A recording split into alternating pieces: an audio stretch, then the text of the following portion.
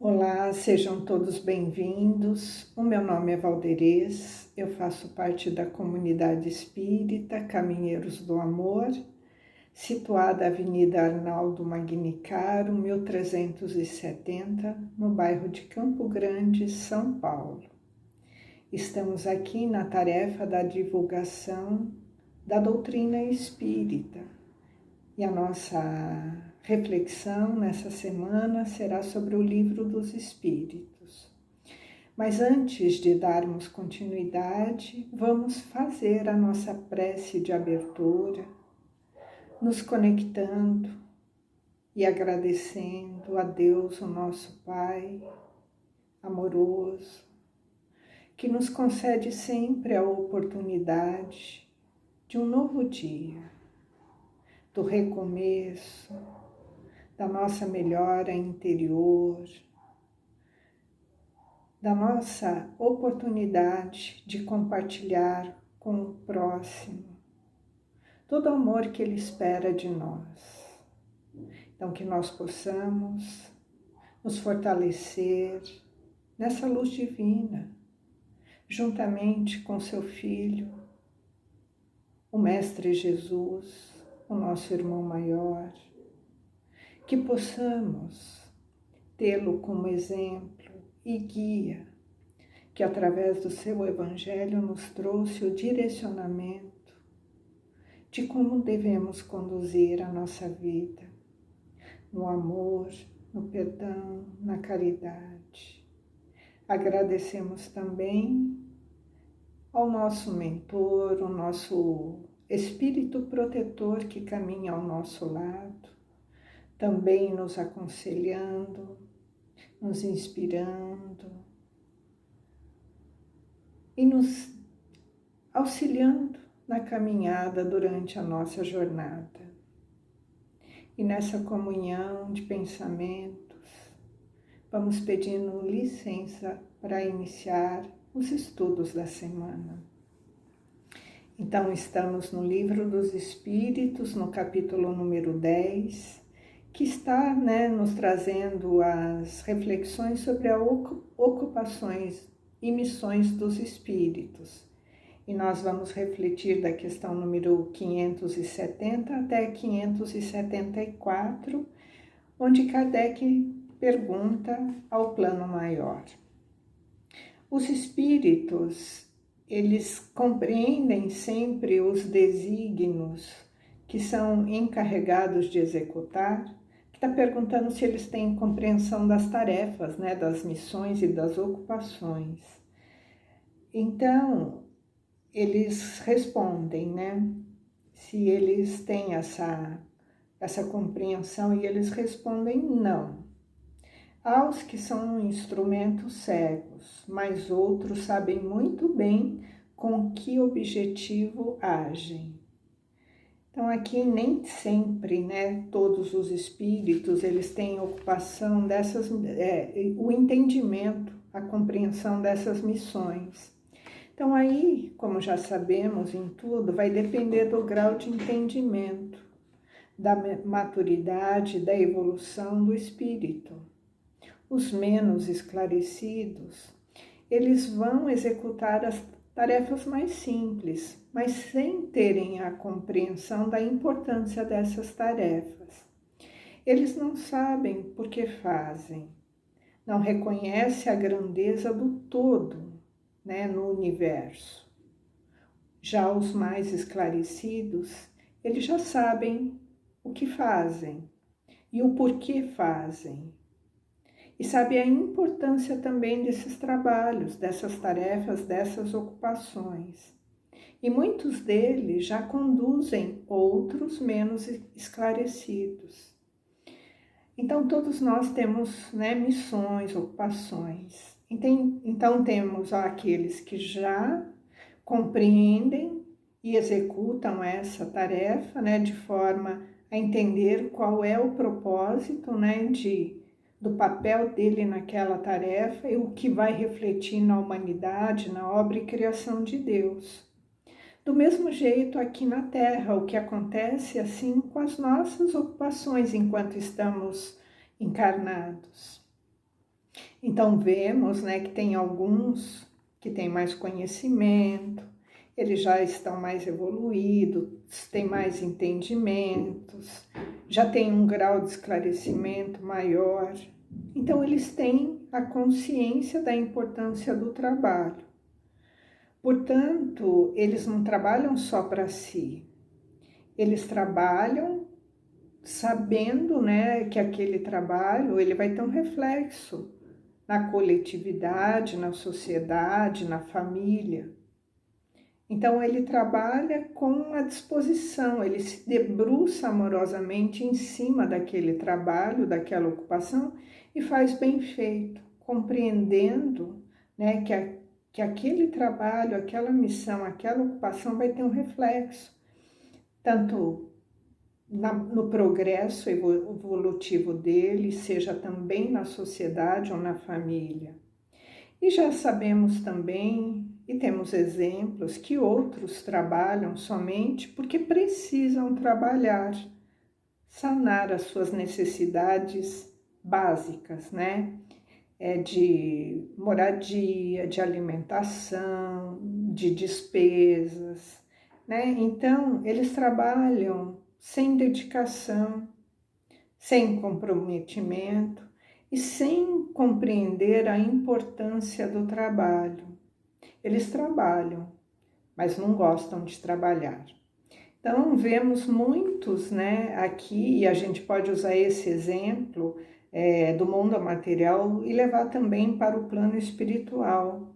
Então, alguns trabalham dignamente, honestamente, eles cumprem as tarefas de forma comprometida, entendendo que aquilo é bom para ele, é bom para o progresso dele, da família, da sociedade, na instituição que ele se encontra. Então, ele faz um trabalho com convicção, com amor, com dedicação. Então, ali ele está cumprindo, ele está tendo entendimento, porque ele está agindo no bem. Mas não são todos que são assim, e ele está falando lá do plano espiritual. Então, alguns agem de forma cega, né? Eles são conduzidos pela necessidade, né? Então, eles têm ali uma tarefa, eles cumprem a tarefa, mas nem sabem a importância dessa tarefa. Eles executam, né? Muitas vezes comandado por outros, mas não têm a compreensão da importância do todo, né? Daquela missão no processo de obra de Deus. E na próxima questão, na 571, Kardec pergunta: não há senão os espíritos elevados que cumprem missão? E ele está perguntando aqui se só espírito elevado cumpre missão, e eles respondem: a importância da missão está em relação com a capacidade e elevação do espírito. O mensageiro que leva uma correspondência, um despacho, cumpre também uma missão, mas não é a mesma do general. Então aqui ele está falando das diferenças das missões, né? Então eles estão falando, todos têm missões. Os pequenos também desempenham missões. E eles podem desempenhar excelentes missões dentro da pequenez daquela missão, mas eles desempenham aquilo de forma excelente. Não é o tamanho da missão que se torna melhor ou pior aos olhos de Deus, né? O que importa é cumprir a missão da melhor maneira. Então ele fala, todos nós temos uma missão. O mensageiro que leva a correspondência, ele tem uma missão, e aquela missão é importante. Mas tem também o general, que ele vai comandar um exército, que também é uma missão importante, mas não quer dizer que ele vai cumprir corretamente aquela missão, ele pode falhar também. Então, as missões, elas estão muito atreladas com a capacidade evolutiva de cada espírito, né? Então, à medida que o espírito ele vai caminhando, ele vai se adiantando, né, na questão espiritual, moral e intelectual, As missões elas vão sendo dadas de conformidade a esse avanço. E cada um dentro daquilo que pode. Deus sabe o que cada um consegue realizar. Então não adianta eu dar uma missão para um general sabendo que ele pode sucumbir ou que ele pode fazer aquela missão fracassar. Mas isso vai depender do empenho, né? Da dedicação de cada espírito. Isso também no mundo material e no mundo espiritual. E na próxima questão, na 572, Kardec pergunta: a missão de um espírito lhe é imposta ou depende da sua vontade? E eles respondem: ele a pede e fica feliz em obter. E dentro dessa questão tem o item número A. Kardec pergunta: a mesma missão pode ser pedida por vários espíritos? E eles respondem sim. Frequentemente há vários candidatos, mas nem todos são aceitos. Então, aqui ele está perguntando, né, no primeiro posicionamento, se nós pedimos, né, a missão ela é imposta. Então, primeiro vamos esclarecer, né, as missões elas podem ser tanto no plano espiritual quanto no plano material. Nós temos tarefas a cumprir, ocupações a desenvolver. Então, quando nós reencarnamos, nós pedimos e nós temos ali um planejamento reencarnatório que é feito ali de conformidade, elaborado com as nossas necessidades, né? E o nosso desejo de progredir. Então, nós ficamos muito felizes, né, em poder voltar e avançar. Por isso que nós pedimos as missões, as ocupações e ficamos felizes quando podemos obter o nosso pedido atendido, né? E quanto mais evoluído é o espírito, quanto mais consciência, né, espiritual ele tem, ele vai sabendo que ele pode pedir, né?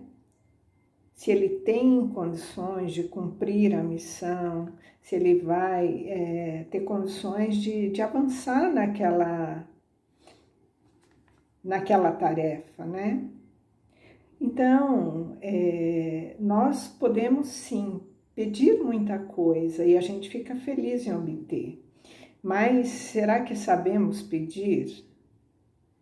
Então, é aqui que eles, né, a gente pede e fica feliz em obter, mas será somente nos oportunizado aquele fardo, né, onde nós teremos condições de suportar? Então, Deus é tão justo, Ele é tão bom, Ele é tão misericordioso, né, que Ele nos concede somente aquilo que nós vamos conseguir executar. E nós podemos pedir várias coisas, né? A gente pode se comprometer com muitas coisas, mas a gente não sabe pedir. Então, Deus, na sua infinita bondade, envia, né, aqueles que vão nos ajudar nesse planejamento reencarnatório, direcionando aquilo que nós vamos poder alcançar.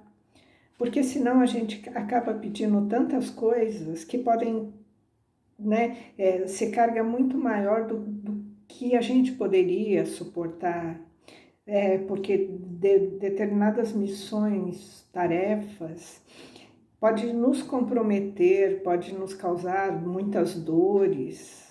Nós teremos que fazer muitas renúncias, teremos muitas lágrimas e nós muitas vezes não temos a compreensão disso.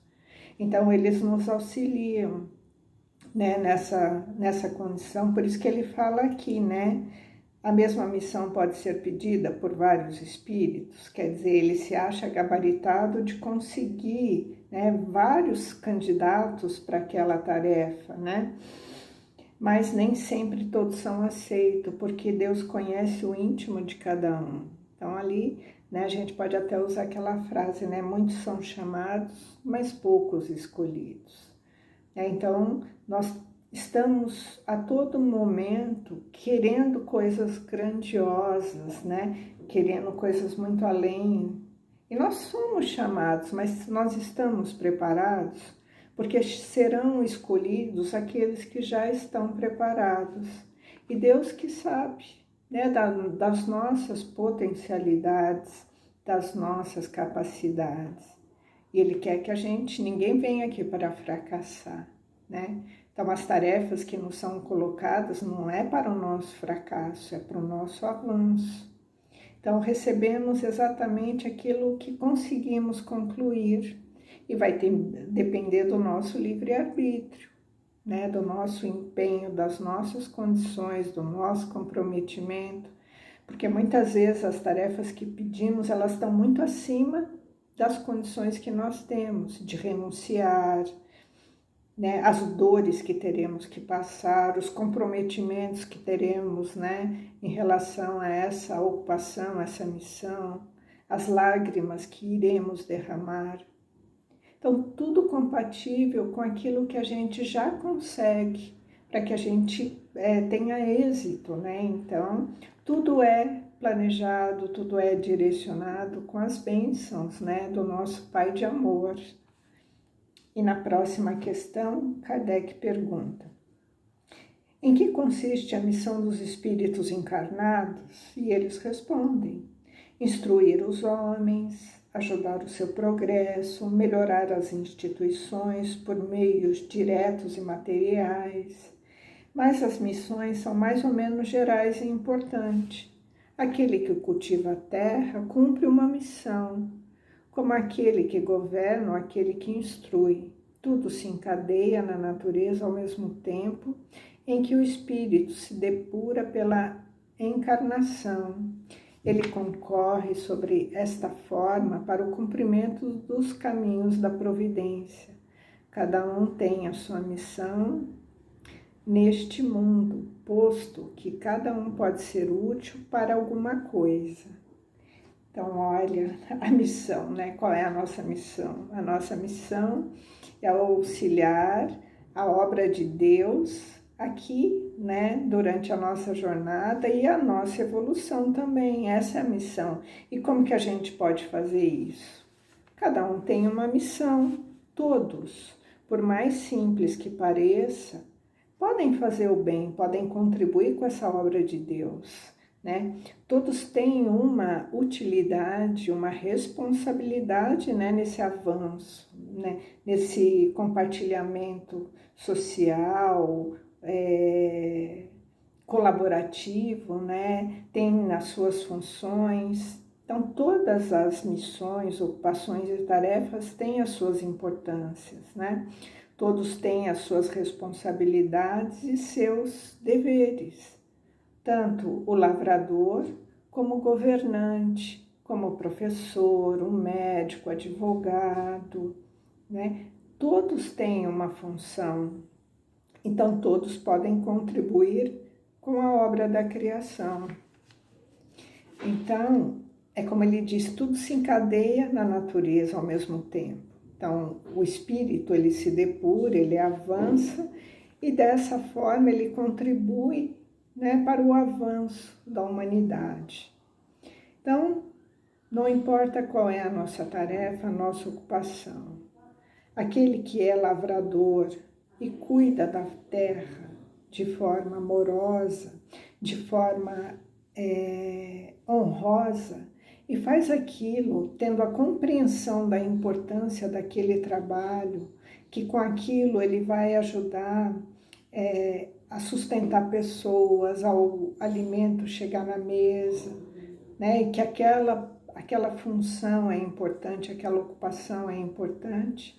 Da mesma forma com os dirigentes dos países, os governadores, né? Os presidentes, atuar de forma correta para fazer aquela sociedade progredir de forma justa, né? Trabalhando honestamente para aquilo, para a tarefa, né, que lhe cabe naquele momento. Então, a importância é geral, tanto da mais pequena ocupação quanto da maior ocupação. Todos nós temos um papel, né, na humanidade.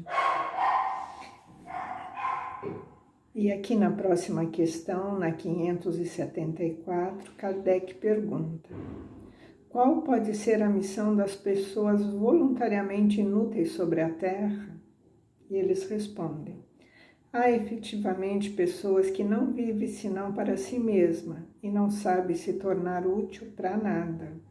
São pobres seres que é preciso lamentar, porque expiarão cruelmente sua inutilidade voluntária e o seu castigo começa frequentemente nesse mundo, pelo tédio e pelo desgosto pela vida. E ele continua perguntando, né?